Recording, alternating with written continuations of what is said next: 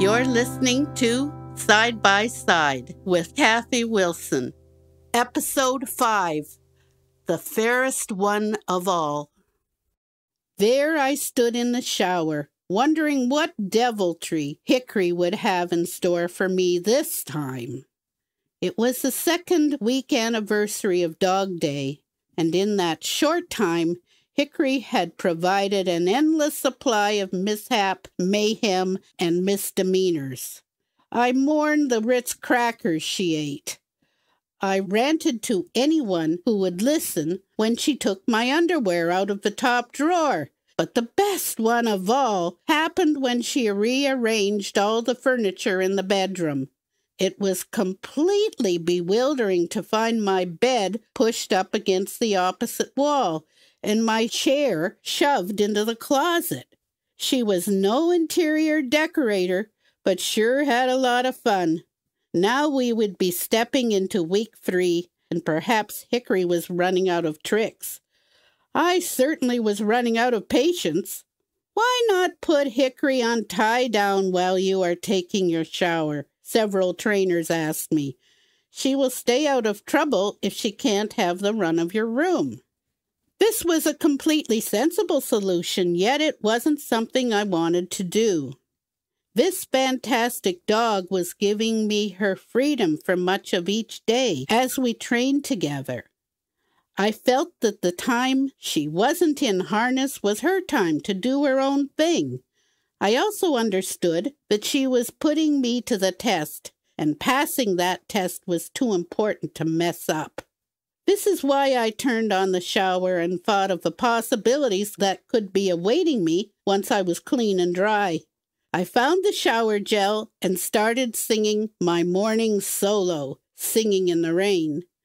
And since it was a good-sized shower with lots of room, a few dance steps found their way into my performance. What a glorious feeling, I'm happy again.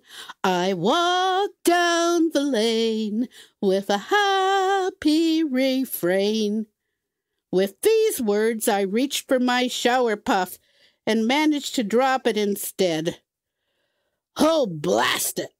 I ceased my singing and dancing to bend over to find my shower puff and found Hickory. There she stood, with the water running in rivers drenching her completely.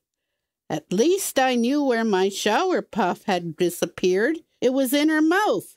What could I do but laugh? I took my puff and rubbed the gel into its surface and soaped myself down, still chortling in amusement. This time my marvelous Hickory wanted to help, and she was already wet, so I decided that it was a fun day. Hickory wanted to sing in the rain as well. Once the soap was all rinsed, I turned the shower off and was just getting ready to open the curtain when I had a better idea and changed the song. Well, shake it up, baby, twist and shout, twist and shout. Hickory and I were dancing and shaking. What a time we had! And when I got the towels for drying, we weren't as soaked as we might have been. As we started our hasty descent on the stairs, I reminded Hickory to keep our little escapade under cover. Sometimes being crazy should be a hush-hush affair. I got my coffee, and Hickory took me to my seat, then scooted under the chair. So far, so good. Charlie, the chef, brought me a plate of scrambled eggs and bacon. This was a good breakfast, and beat the heck out of cornflakes. I began to feel confident that Hickory and I might get away with our goofing off. Then Greg came into the dining room, wished us all a good morning, and got his eggs and bacon. This is good. His mind is on eating, not on Hickory. Greg asked if anyone needed a refill on their coffee. Naturally, we all did. So he brought the pot and filled our cups. After he filled mine, he was just moving on and then stopped. Greg gave Hickory a rub on her head and then, "Kathy, why is Hickory all wet this morning?" "I accidentally spilled some water on her." There's no doubt Greg was a bit skeptical because he replied, "Must have been a lot of water." Hickory looked up at him with her adoring eyes in total agreement. Oh, it was. Our class now expanded to 6. We're instructed to meet outside at 9 because we were going to the mall. Fantastic, Hickory. We are going to shop till we drop. I hope you are into shopping because this is something I like to do. She wagged her tail in agreement. It's all good, she seemed to say. There was method in this day's adventure. We would be taking the bus to the mall, and it would be a first time for bus travel with our dogs. I instructed my girl to find an empty seat, then sat. That was easy. I congratulated us on a job executed with precision and perfection. Whatever that is, quipped my critical lab. The class moved forward through the mall, checking things out, and it was a relief to finally sit and enjoy a cup of coffee. The instructions sounded simple. Each student was to purchase something they wanted or needed, and then come back to the coffee shop. We reported to our instructors about what we intended to buy, and then set off. Simple, right? No, not that easy. I had no idea what all the stores were. I was never in that mall before. I was supposed to buy a bag of peppermints. You just can't have too many peppermints. The best way to accomplish this would be to go into the first store I passed and ask them if they sell candy, and then carry on from there. Our instructors must have enjoyed watching us trying to make some sense of this maze we found ourselves in. Hickory located our first store with ease. I asked her to find the checkout and then stopped in my tracks. Hickory, I don't think I'll find candy in here. I can smell leather. I bet this is a shoe store. I spoke to a person nearby who confirmed my observation, but told me that the store next door sold candy.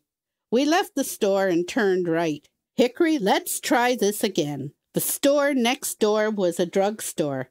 There was an aisle full of delectable sweets, and surely there would be some peppermints, too. It took no time for my nose to locate my favorite treat. Believe me, when you have a peppermint passion, the luring scent just reels you in. The nose is definitely on full alert. Once my candy was located, I bought 6 bags and wondered if I should get 10 to be on the safe side. 10 it was, but it was okay. I had my visa with me. Hickory, our job is done. We better locate that coffee shop. Perhaps if we are early, I can locate another coffee. Let's think about this. We have to find the escalator because the coffee shop is beside it.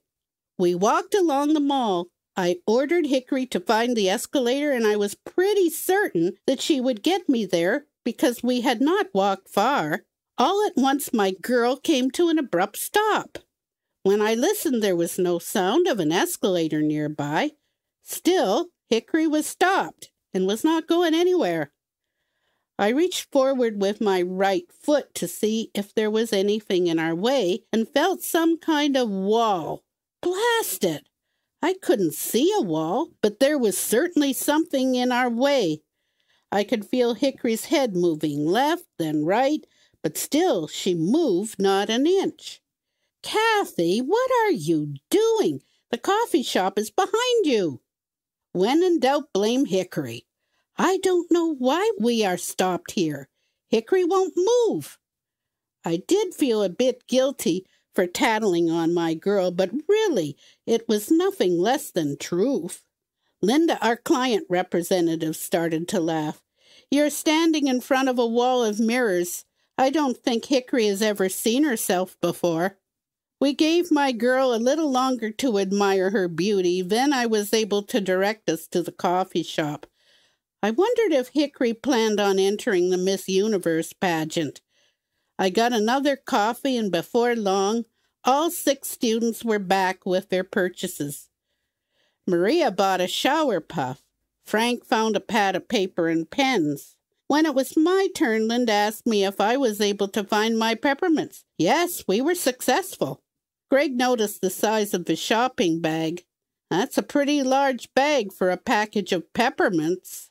It might be a big bag for one package, but not for 10. I won't run out this time.